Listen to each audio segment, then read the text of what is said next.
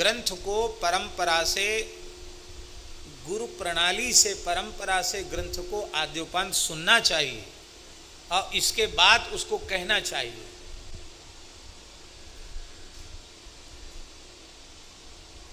पर ये कचाई रह गई तो भी हम कुछ कह सुनकर अपनी वाणी को पवित्र कर लेते हैं, और संयोग भी कुछ ऐसा ही रहा। श्रीमद् भागवत की सबसे पहली कथा जयपुर में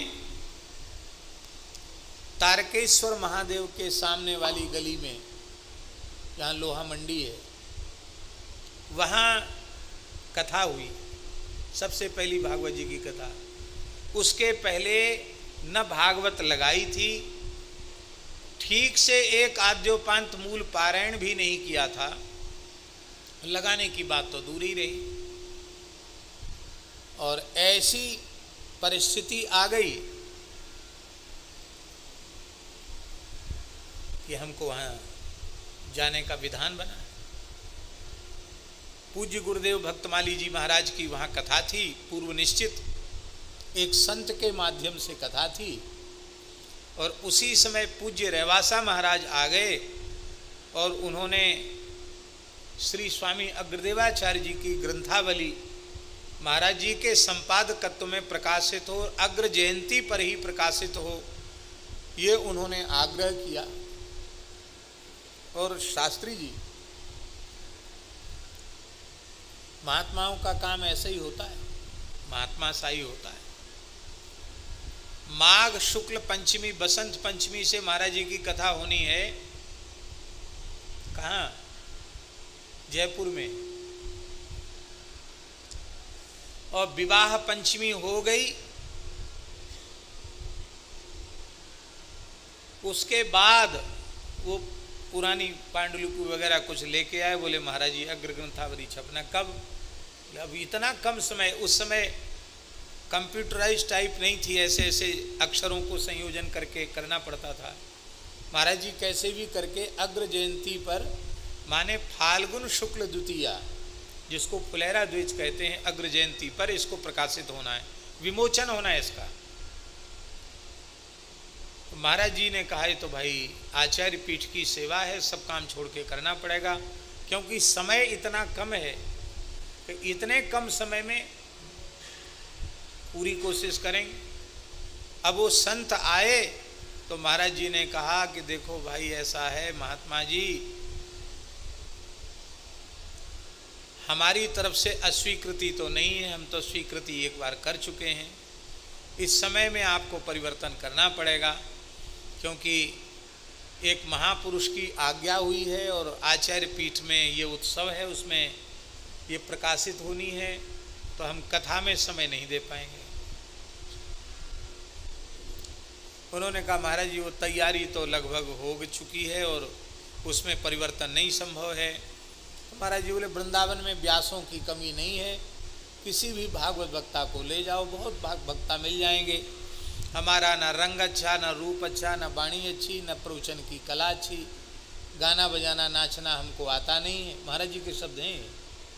और आपके सौहार्द से, आग्रह से हम जा रहे थे, लोगों को संतोष नहीं होता।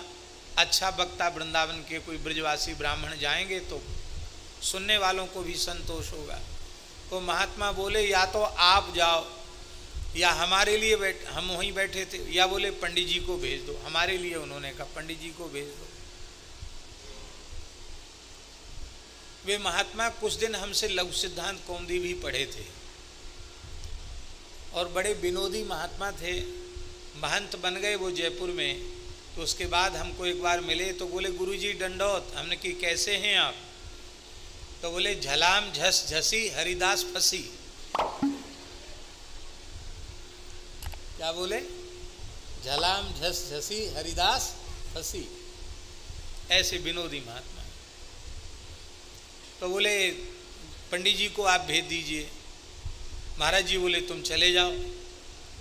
हमने कहा महाराज जी हमने 1 घंटा भी तो कथा नहीं कही भागवत जी की, हम भागवत जी पढ़े नहीं, ठीक से मूल पाठ भी नहीं किया, महाराज जी बोले देखो तुम व्याकरण के एक छात्र हो, अर्थानुसंधान तो होता ही है। हमने कि हाँ आपकी कृपा से होता है, और हमारे साथ रहे हो, कई कथाएं हमारी सुन चुके हो। हमने कहा हाँ सुन भी चुके हैं, तो उसी का आश्रय लेकर के मूल ग्रंथ सामने रहेगा, पोथी सामने रहेगी, कुछ कहना है कह देना, क्या है, महात्मा का आग्रह है, चले जाओ, बहुत बढ़िया कथा कहोगे, कोई चिंता मत करना, चले जाओ, मेरी आज्ञा है।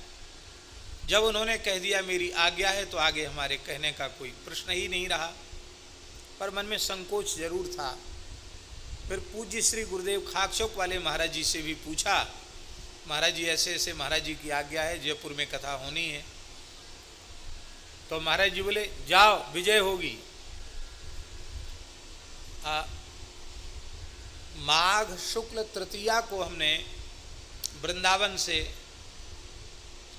जो नाथद्वारा बस जाती है ना, उसी रोडवेज की बस में हम लोग बैठ गए। ऐसे जाते थे पहले, गाड़ी कार थोड़ी उपलब्ध थी। बैठ गए रोडवेज की बस में और वहाँ जयपुर पहुँचे। फिर वहाँ वो लेने आ गए थे, उनके बाद वहाँ चले गए। एक रात वहाँ रुके उन महात्मा के यहाँ, और उसके बाद फिर कथा शुरू। तो महाराज जी ने, पहाड़ी बाबा महाराज ने कहा जाओ विजय होगी।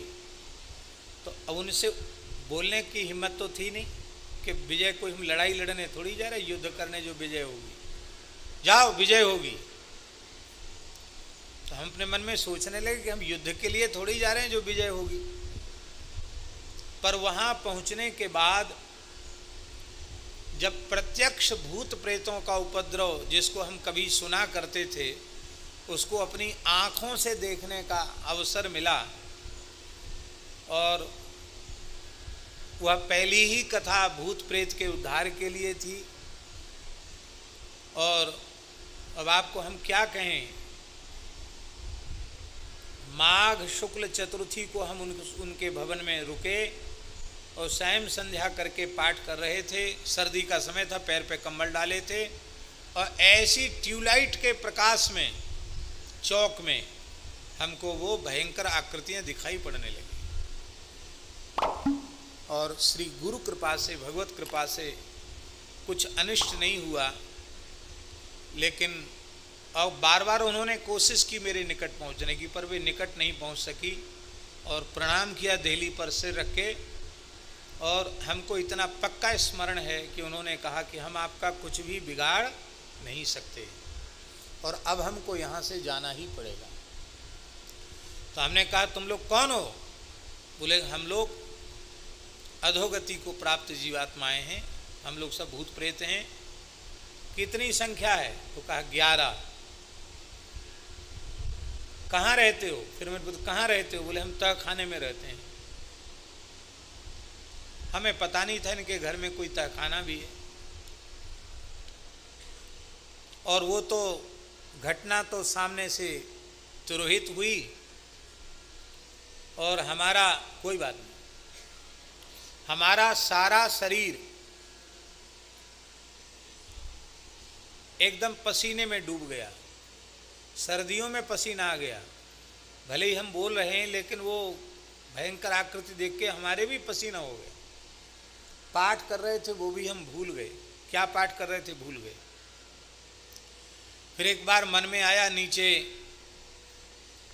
पंडित जी लोग सब सर्वतोभद्रादि बना रहे थे, तो सवेरे से कथा होनी थी, 2 समय कथा होती थी। तो एक बार मन में आया कि इन लोगों को सावधान कर दें, ब्राह्मणों को, कि ऐसी ऐसी घटना अभी अभी घटी है। फिर दोबारा मन में आया कि कहीं सुन के ये लोग कार्यक्रम के पहले ही भाग न जाएं, तो उस बेचारे का कैसे होगा। तो फिर मन में सोचा कि नहीं, कहना नहीं चाहिए। पर हम ऊपर से सीताराम सीताराम बोलते हुए ऊपर से नीचे उतर के आए। कहा आप सोए नहीं? तो हमने कहा कि बाद में सोएंगे, नींद नहीं है, यहीं बैठेंगे। वहीं बैठे रहे। बोले आप कैसे ऐसे उतर के कैसे आगे? पूछा। हमने कहा ऐसे ही चले आए उतर के।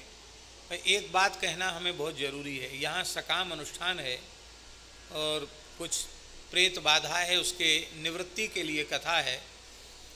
तो जितने लोग हैं सब बहुत पवित्र रहना, अपवित्र ना आसन रखना और जलादि लेकर लवशंका जाना, शौचायत पूरा स्नान करना, खूब पवित्र रहना, सावधान रहना, जिससे भगवान से प्रार्थना करना कि जो जीव हैं उनका कल्याण हो। नहीं तो कुछ घटना घट जाती है ऐसे सकाम अनुष्ठानों में, ऐसा मैंने सावधान कर दिया और भगवत कृपा से वो कथा संपन्न हुई। मंगलाचरण तो हमें कंठस्थ था, तो मंगलाचरण तो हमने बोल दिया। इसके बाद क्या कहना पड़ता है, भाइयों बहनों श्रद्धालुओं, ये सब भूल गए। तो फिर एक बार ऐसा हो गया कि आगे हम क्या कहें, औज नहीं बैठ रही थी, क्या कहें हम। तो तत्काल रामचरितमानस की एक चौपाई हमारे स्मरण में आई और उस चौपाई को मन ही मन उच्चारण करके हमने पूज्य सदगुरुदेव भगवान श्री भक्तमाली जी की नखमणि चंद्रिका का ध्यान किया। श्री गुरु पद नख मणिगण ज्योति सुमिरत दिव्य दृष्टि ही होती। केवल इसी चौपाई का हमने मानसिक उच्चारण किया और श्री गुरुदेव के चरणों का स्मरण किया कि आप कृपा करो तो हम कुछ बोलें। और उसी समय समर्थ सदगुरु भगवान ने अनुग्रह किया। उनकी कृपा से तब से लेके अब तक बोलते ही चले आ रहे हैं। तो बिना पढ़े भागवत की कथा कह दी। भक्तमाल की कथा तो ऐसा है कि भक्तमाली जी के चरणाश्रित हैं और महाराज जी मूल भक्तमाल का पाठ करते करते रोटी बनाते थे। तो उनके हाथ से बना हुआ प्रसाद बरसों तक पाया तो लगता है उनके कर कमल से संस्पृष्ट प्रसाद के साथ ही भक्तमाल जी उनकी कृपा से भीतर प्रतिष्ठित हुई। तो अलग से पढ़ने का अवसर नहीं मिला। उनकी कृपा से भक्तमाल की कथा तो महाराज जी की आज्ञा से सुदामा कुटी में उनके सामने कभी कभी महाराज जी आगे थे भक्तमाल की कथा को तो कहते थे कथा। श्रीमद् वाल्मीकि रामायण की कथा, पहली कथा कहने का अवसर आया। ग्वालियर में हनुमान जी का मंदिर है, वहाँ लोगों ने आग्रह किया वाल्मीकि रामायण की कथा हो। उसी समय परम पूज्य प्रातस्मरणीय आचार्य श्री कृपाशंकर जी महाराज की कथा फोगला आश्रम में थी। तो एक दिन तो हम कथा में रहे, वो फिर हमको जाना था ग्वालियर। तो वे बड़े प्रसन्न हुए, बोले आप तो रहेंगे ना पूरी कथा में। तो हमने डरते डरते बड़े संकोच में कहा महाराज जी ऐसे पहले से वाल्मीकि रामायण की कथा है और हनुमान जी को हम 5 आवृत्ति मूल पारायण तो सुना चुके हैं पर हमने कहीं से लगाया नहीं है और कथा छोड़ के भी। बोले नहीं नहीं जरूर वाल्मीकि रामायण की कथा है तो सुनाओ, जरूर सुनाओ। आप यहाँ बैठते कथा में तो हमको बहुत प्रसन्नता और संतोष होता, क्योंकि पढ़े लिखे लोग बैठते हैं तो सुनाने में आनंद आता है। लेकिन ठीक है वहाँ आप प्रेम से जाओ, कोई परेशानी की बात नहीं है। हमने कहा महाराज जी बहुत बड़ा संकोच है कि हमने वाल्मीकि रामायण लगाई नहीं। तो आप देखें आचार्यों की गुरुजनों की कैसी करुणा। वो कथा कह के आए थे, अभी सायंकालीन संध्योपासन आदि उनका शेष था। वो कथा के बाद श्रम हो जाता। तो आचार्य जी पूरा जोर लगाकर बोलते थे, आप लोगों ने तो सुना है। तो थके हुए थे, वृद्ध शरीर। तुरंत उन्होंने आचमन किया और बोले लो अब हम तुमको वाल्मीकि रामायण पढ़ा देते हैं 1 घंटे में। तो ओम तपस्वाध्याय निरतम तपस्वी वाग विदाम्बरम नारदम परिपप्रच्छो वाल्मीकि मुनि पुंगवम, इसको ठीक से पढ़ाया उन्होंने, अन्वय व्याख्यान सहित टीकाओं के भाव सहित। फिर मां निषाद प्रतिष्ठान त्वा मगम शाश्वती समाह यत्क्रौंच मिथुनादेको मवधिक काम मोहितम, ये 2 श्लोक हमको पढ़ाए और पढ़ाकर 1 घंटे में पढ़ाए 2 श्लोक। और पढ़ाने के बाद कहा अब किसी के सामने मत कहना कि हमारी वाल्मीकि रामायण नहीं लगी, जाओ लग गई वाल्मीकि, जाओ कथा कहो। और एक जो गीता प्रेस से प्रकाशित उनका जो प्रवचन है वाल्मीकि रामायण पर, रामायण कथा सुधा सागर, वो उन्होंने हमको प्रदान की। तो उनकी कृपा से हमने वाल्मीकि रामायण कही।